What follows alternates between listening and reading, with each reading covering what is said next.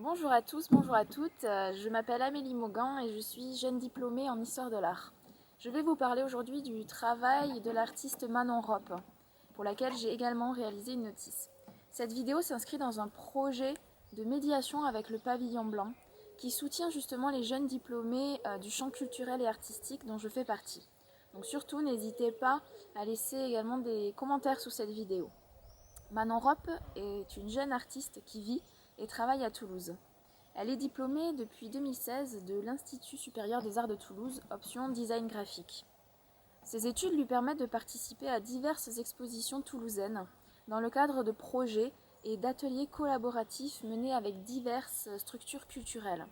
En 2014, par exemple, en collaboration avec la médiathèque des abattoirs de Toulouse, elle participe avec sa promo à l'exposition Braconnage, qui met en valeur les résultats d'un long atelier de recherche autour de la pratique éditoriale. Le projet Braconnage était essentiellement dédié à l'édition, pensée comme pratique artistique. Début année 2020, Manon Rop orne le local de radio FMR à Toulouse d'affiches de concerts dans le cadre d'une exposition personnelle, objet changement de line-up de dernière minute. En parallèle, elle conçoit un guide pédagogique illustré pour enfants en vue de l'exposition Satablé, présentée au Pavillon Blanc Henri Molina à Colomiers. Elle met son travail graphique au service de plusieurs collaborateurs issus du domaine musical. Elle fait elle-même partie d'un groupe de musique, Dox, pour lequel elle réalise les affiches de concerts et les pochettes. Manon Rop possède aussi son propre label de production depuis 2016, Eden Records. Un label musical est une société de production, une étiquette marketing qui permet de promouvoir, de mettre en avant des artistes, des musiciens, musiciennes.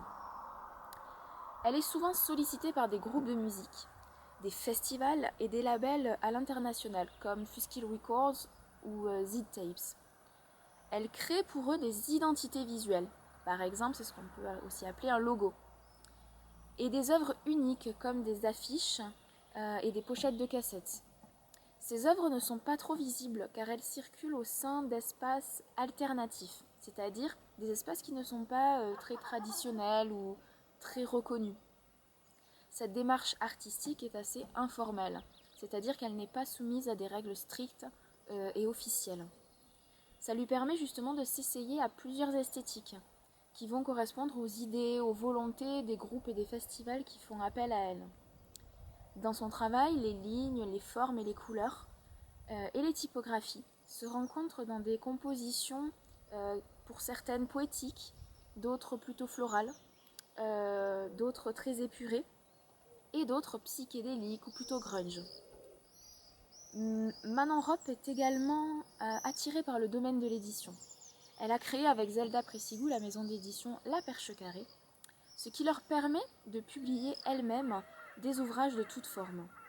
L'artiste notamment s'intéresse aux fanzines, aux zines, qui sont des publications do-it-yourself, c'est-à-dire des publications faites maison, qui sont très appréciées des cultures alternatives. Par alternative, j'entends un peu en marge, non conventionnelle. Manon Rop envisage ces fanzines comme des livres d'artistes, qu'elle réalise parfois entièrement seule, côté rédaction et côté illustration, et parfois en collaboration avec d'autres artistes ou avec du public, des participants. Ces publications associent des textes et des images. Elles sont des espaces libres de recueil de paroles et de souvenirs aux formes variées.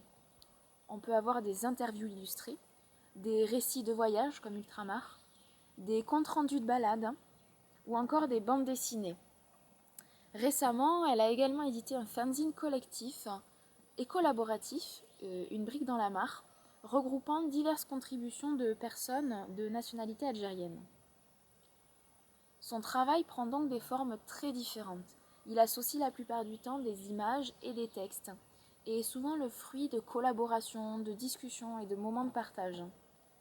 Visible sur la plateforme Tumblr, sur Internet, les productions personnelles de Manon Rop mettent en avant son goût pour la technique du collage, qui consiste à associer sur un même support des éléments indépendants de nature différente, c'est-à-dire qu'elle peut associer des textes, des photos, des images, des morceaux de journaux ou même des objets qu'elle collecte un peu partout autour d'elle, qui sont issues de sources différentes. L'artiste choisit plusieurs images au hasard, qu'elle trouve dans des ouvrages, des magazines, des journaux, qu'elle a sous la main. Elle associe ensuite ces images en se laissant porter par son imagination, tout en faisant attention aux formes et aux lignes créées par cet assemblage.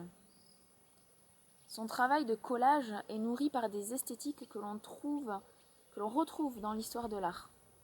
On sent notamment l'influence du dadaïsme, ce mouvement artistique et littéraire fondé en 1916, dans lequel on retrouve justement cette pratique du collage et la place importante laissée au hasard. Elle est aussi marquée par des collagistes contemporains comme Bill Noir et John Steasaker.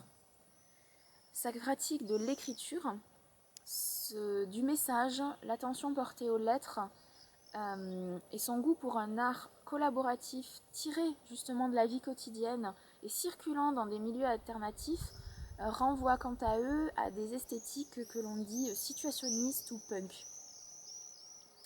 Manon Rop aime quand même penser les notions de forme, de couleur, de ligne, et c'est ainsi qu'elle fait référence au Bauhaus, cette école d'art et de design qui s'est appliquée dans les années 1920 en Allemagne à rapprocher les idées de beau et d'utile. Et donc, les artistes du Bauhaus avaient tendance à mêler des arts dits majeurs, c'est-à-dire architecture, sculpture, peinture, et des arts dits mineurs, graphisme, design et mode. Manon Rop pratique également la gravure. Elle possède une presse, ce qui lui permet d'imprimer facilement sur papier ses productions, réalisées sur un support très intéressant et très économique, le Tetra Pak. Le Tetra Pak, c'est la surface recouverte d'aluminium que l'on retrouve dans les briques de lait ou certaines briques de jus de fruits. L'artiste peut ensuite graver l'image directement à la pointe sèche, avec un couteau, etc. Elle peut graver son image. Elle encre ensuite les creux et elle imprime grâce à la presse sur un autre support. Et donc elle obtient sa gravure. Elle retravaille le tout à l'aquarelle ou alors directement elle scanne la production en noir et blanc sur son imprimante et sur son ordinateur elle retravaille avec des couleurs. Pour les gravures comme pour les collages, l'artiste opte donc pour une utilisation économique et écologique des matériaux. Elle recycle, elle réemploie des objets que l'on peut retrouver chez soi, qui sont tirés de la vie quotidienne, comme les boîtes de lait, les journaux et les magazines.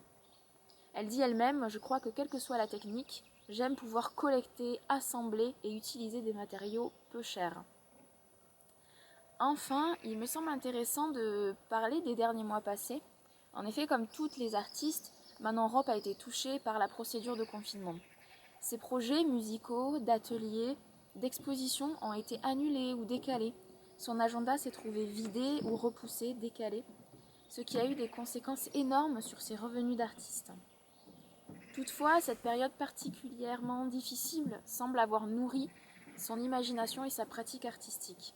Elle a notamment réalisé en mars et en avril 2020 une série de petits dessins intitulés « À l'intérieur » et désignés comme étant des petits dessins confinés.